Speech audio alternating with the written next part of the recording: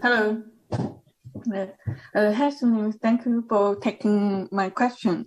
I'm taking the online class now. I think I can understand how people think differently, and I can keep calm without being angry when talking to them. And I know I cannot change them. But deep inside, I still have very strong likes and dislikes, or I think my way is better. So as a result, if our ideas differ a lot, I either express my ideas, then the other person might not be happy, or I just give up the communication. I'm not saying I want to be a friend with everybody, or I'm not forcing people to follow my way. But either way, after the conversation, I still feel very puzzled or disturbed. I think all I want is to express myself honestly, but it sounds like that people feel that my words are being aggressive. Yeah, that I just don't know how to handle this. 우리가 가야 할 목표와 우리가 놓여 있는 현실에는 늘 차이가 있습니다. There's always a gap between where we need to be or want to be and where we are today. 현실만을 주장하게 되면 우리는 변화 발전을 할 수가 없습니다. And if we are static in being faithful to where we are today, then we can't change and evolve. 우리가 가야 할 목표만 자꾸 얘기한다면 현실에서는 실현될 수가 없습니다. But if we only think about where we need to be, then we can't actually actualize that journey because we're kind of stuck. 그러니까 하나의 이상에 불과하다는 거죠. Because it just become a concept that you'll never reach. 그러면 두 발은 현실에 서 있고 두 눈은 우리가 가야 할 목표를 보면서 한 발 한 발 걸어가고 있는 것이 우리의 삶이다. 이렇게 말할 수 있습니다.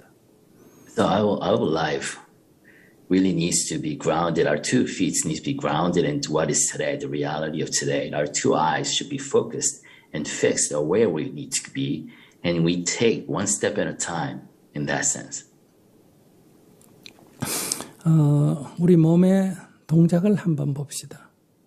Let's look at the emotions of our bodies.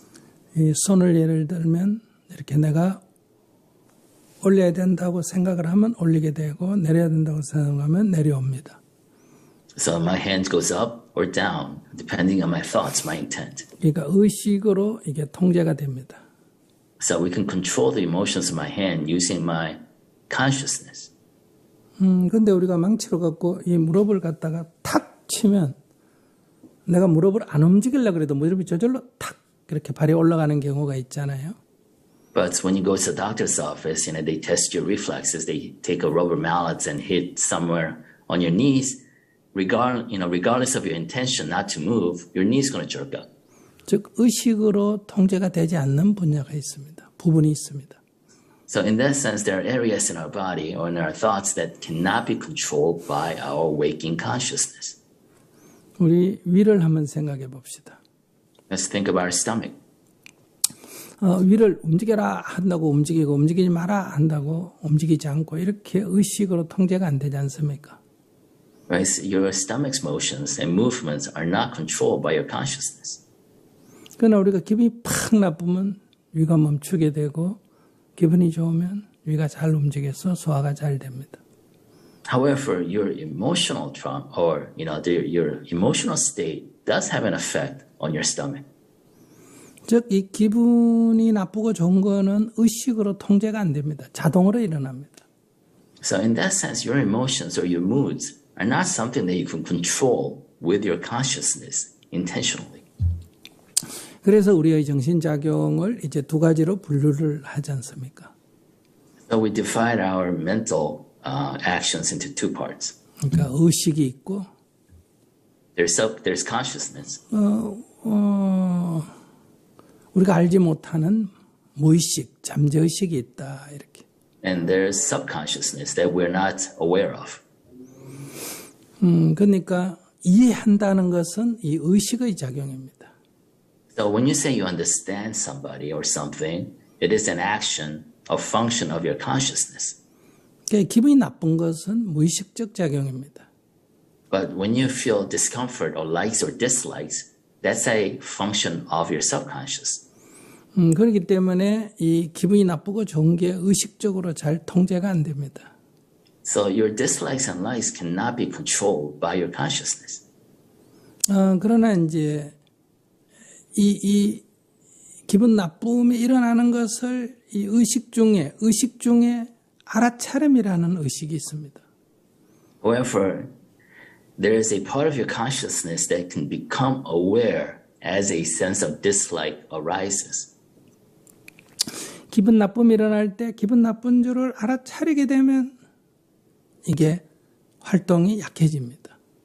So when you recognize and are mindful of that dislike as it rises, then the power of that dislike is lessened. 그래서 첫 번째는 이런 어떤 원리를 먼저 이 의식으로 이해하는 게 필요하고요. So first and foremost, you need to understand this concept of mindfulness, through your conscious brain. 그러나 순간적으로는 의식의 작용을 안 받고 이 마음이라는 게 자동으로 반응해서 일어나기 때문에 그건 이해한다고 해결되는 것은 아니라는 거예요. But just because you understand the principle, the concept, the likes and dislikes that you experience are sudden reactive things that cannot be controlled by your consciousness. 그래서 알아차림을 통해서 조금씩 해결해 나가야 합니다. That's why you need to resolve that, the strength of that dislike or likes or dislikes through mindfulness. 그런데 이해를 하게 되면 훨씬 이것이 쉬워지지만 이해를 하지 못하면 알아차림이 더 어렵습니다. So, but mindfulness become an easier practice once you actually understand the underlying principle. If you don't understand the underlying principle, it's very hard to achieve that sense of mindfulness. 그래서 우리가 기본적인 원리를 먼저 이해해야 합니다. That's why we need to consciously understand the basic principles behind our practice. 내가 안다는 게 뭐냐? What is the meaning of knowing something? 눈으로 보고 합니다. We know something by looking at it, 귀로 seeing, 듣고 합니다. by hearing it through our ears. 코로 냄새 맡고 혀로 맛보고 Or know something through smell or taste. 몸으로 감촉하고 Or touch. 머리로 생각하고 And we also know something by conceptualizing. 이 6가지를 통해서 우리는 뭔가를 안다고 말합니다. And we can say we know something through these 5 senses and the conceptualizing. 근데 사람이 자란 환경이 다릅니다. But we all grew up in different environments. 나와 다른 것을 보고 다른 것을 듣습니다. We heard different things and we experienced different things growing up. 그래서 아는 것이 서로 다릅니다. So we know different things. 그래서 믿음이 다르고 So we have different faith. 가치관이 다르고 We have different value systems. 취향이 다르고 We have different tastes. 어떤 판단이 다르고 We have different judgment. 사상이나 이념이 다르고 We have different ideology. 이렇게 다른 거예요. We are all different this way. 근데 우리는 항상 우리가 같은 세계 안에 같은 속에 살고 있다 이렇게 착각하고 있습니다. But we always make the mistake that we think we all live in the same world. 모든 사람이 다 나처럼 생각하는 줄 압니다. We all project ourselves onto others and everybody thinks the same way I do. 그렇기 때문에 나와 다른 것을 보고 다르다고 인지를 안 하고 틀렸다고 인지합니다. So when somebody is different from me, we don't see them as different. We see them as wrong. 우리 보통 이렇게 말하잖아요. This is how we usually say. 그걸 어떻게 믿니? How can you believe that? 왜 그렇게 생각하니? Why do you think that way? 아니 그걸 어떻게 너 좋아하니? How can you possibly like that? 이렇게 자기를 중심으로 해서 상대에 대해서는 뭔가 다른 것을 인정하는 게 아니라 뭔가 이상하다, 틀렸다 이렇게 기본적으로 보고 있습니다. So putting ourselves as a baseline norm, we make judgments of other people's actions and thoughts. 그러면 이 무의식 세계에서 감정이 기분 나쁨이 일어납니다. That's why we sense this dislike from our subconscious. 짜증이 나고 화가 나고 We get frustrated, we get angry. 그래서 우리가 첫째 다르다 다를 뿐이다 이렇게 첫째 알아야 합니다. That's why we need to really internalize the fact that we're all different. It's just difference. 그냥 다르다고 인정하는 게 상대에 대한 존중입니다. The biggest respect you can pay to another person is to acknowledge their differences. 그 사람 입장에서는 그렇게 생각할 수도 있고 그렇게 믿을 수도 있고 그렇게 말할 수도 있겠다 하는 게 이해입니다. And understanding is a matter of recognizing that that person could think and act in that way from their perspective. 그게 옳다는 게 아니라 그럴 수도 있다는 거예요. You're not saying that that person is right. You're saying that that is possible. 그러면 내 감정이 화가 나거나 짜증이 나거나 이렇게 부정적으로 일어나지 않습니다. So and if you do that with understanding, you don't trigger that sense of dislike or frustration. 근데 이게 이해가 되더라도 어떤 상황이 탁 부딪히면 자동으로 기분이 탁 나쁘게 일어나는 거 이거는 알아도 막을 수가 없습니다. But even if you know and if you acknowledge the differences and if you understand, you always will get triggered as a reactive sense with a dislike or like. 그러니까 의식적으로 이런 원리를 알지 못하는 것을 무지라고 합니다. So if you don't understand the underlying principle of this, that's called ignorance. 근데 상황에 딱 부딪히면 순간적으로 탁 이렇게 안 되는 거, 그거는 찰나무지라고 합니다. However, even if you understand this, you don't control your triggering reaction of dislike or dislike when you actually encounter something that's called a momentary ignorance. 그렇기 때문에 찰나무지 때문에 일단 감정이 먼저 일어납니다. Because of that momentary ignorance, your emotional dislike will come up. 그러나 이런 무지를 깨뜨린 사람, 이런 원리를 아는 사람은 내가 순간적으로 놓쳤다 하는 것도 다음 단계에 알아서 내가 놓쳐서 이렇구나. 저 사람이 나빠서가 아니라 내가 관점을 놓쳐서 그렇구나 하고 되돌아오면 바로 가라앉게 됩니다.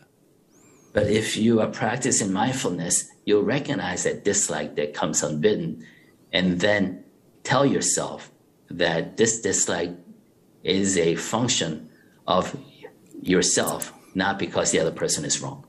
매 순간 찰나찰나 깨어 있으면 이런 감정이 일어나지 않습니다. But if you are mindful all the time and you are awake at a moment-to-moment basis, you are able to kind of proactively suppress any of these reactive triggers. 그래서 우리가 그걸 연습하지 않습니까? That's why we practice. 우선 제일 쉬운 걸로 호흡 알아차리기 연습하지 않습니까? And we start with the easiest way to practice that by recognizing our breath. 그래도 맨날 우리는 놓치고 딴 생각하지 않습니까? But even with that easiest way, we keep losing the sense of our breath and we start thinking of being distracted. 이런 호흡 알아차리기부터 연습이 자꾸 되면 이제 저희 감정이 일어날 때 금방 알아차리는 걸로 나아갈 수가 있습니다.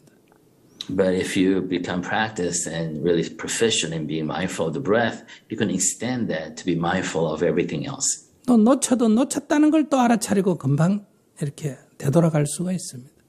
And also, once you're practicing mindfulness, then if you lose that mindfulness, you can go right back to it. 우리의 현실은 놓칠 수밖에 없는 게 현실입니다. Because we live in a reality, it's impossible to actually be mindful all the time. 그러나 놓쳤다는 사실을 알고 다시 알아차림으로 해서 우리는 감정에 휩싸여 있는 상태로부터 빨리 극복해 나갈 수가 있습니다. But you can recognize that you lost that mindfulness and regain that mindfulness and try to overcome your negative emotions that way. 이런 연습을 하는 것을 스윙이라고 합니다. And this practice is literally what spiritual practice is all about. 그러니까 지금 질문자가 본문을 듣고 이제 크게는 이해를 했지만은 그러나 순간순간은 과거의 습관 때문에 자동으로 일어나는 것은 아직 해결이 안 되고 있기 때문에 일어나는 현실입니다. So you have listened to our lectures and understand the concept behind this, but because of your past habits of emotions, the fact that you're triggered and these emotions rise from you is not something you can actually do anything about consciously. 근데 이걸 참게 되면 스트레스를 받습니다. But if you try to suppress this and endure this, then you create more stress for yourself. 그러나 내가 놓쳤구나 이렇게 금방 알아차리는 것, 이걸 이제 우리가 내려놓는다 이렇게 표현합니다. 뭘 놓을 게 있어가 놓는 게 아니라 사로잡히면서 다시 놓쳤구나 하고 알아차리는 거를 알아차렸다 내려놓는다 이렇게 표현하는 거예요. But the fact that once you recognize that this thing happened to you and regaining the mindfulness is the action that we call letting go. 네, 그렇게 꾸준히 연습해 나갑니다. So the right path forward is for you to practice consistently and constantly. 연습은 하고 결과만 되기를 바라면 이건 욕심이에요. Yeah, if you want the end result without practicing, then you're being greedy.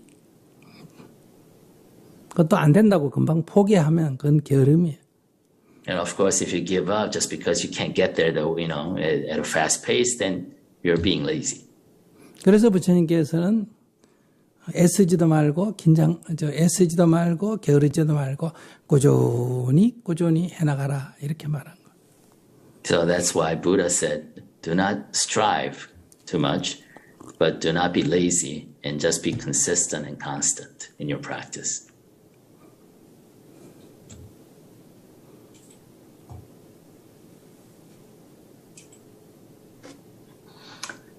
Thank you very much. I think that's very helpful, and I will continue my practice.